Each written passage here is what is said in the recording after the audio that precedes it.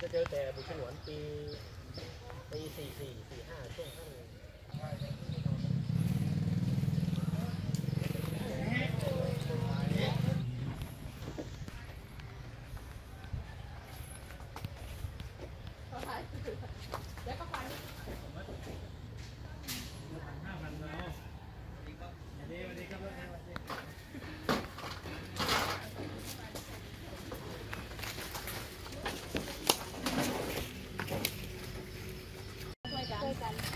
มาผูกบุญสัมพันธ์กับผมได้ดีทุกคนเชื่อผมนี่นะ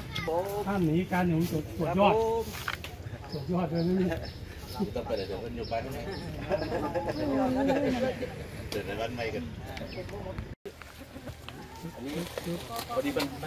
มีอยู่บ้างพอเลยให้ช่วยขั้นต้นก่อนนะพี่เนาะที่ผมฝากไว้ก่อนเนาะขอให้อยู่ไว้ก่อนนะครับแล้วก็เดี๋ยวทางเก็บข้อมูลทางจังหวัด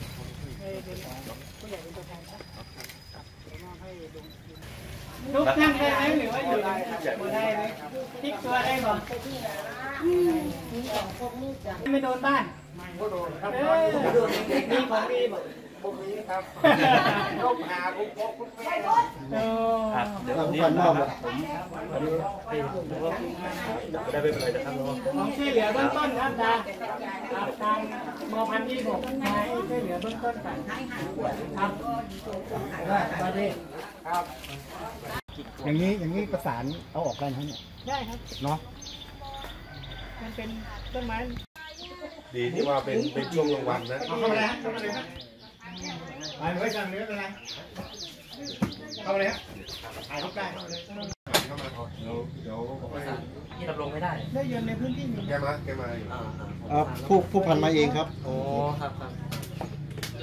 แต่เขายังไม่ผ่านไม้ก็ยังไม่ยากมันอันตรายบ่าย3 ครึ่งอะค่ะนั่งดูละครแล้วก็ได้ยินเสียงล้มวิวมาลูกสาวก็บอกว่าแม่ดูไอ้นั่นกิ่งไม้มันปลิวพอหันมาคิดกับฝั่งนี้โค่นเลยมาเลยไม่ได้ตั้งหลักเพราะหนูเก็บอะไรไม่ทันเลยก็ใช่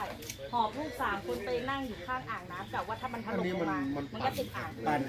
พอเมื่อวานนี้ตู้ตรงเนี้ยโค่นลงมากระจกแตกแล้วหนูจะออกก็ออกไม่ได้อยู่ทั้งหมดกี่คน8 คนอย่างนี้ประสานเอาออกกันทั้งเนี่ยได้ครับเนาะมันเป็นต้นไม้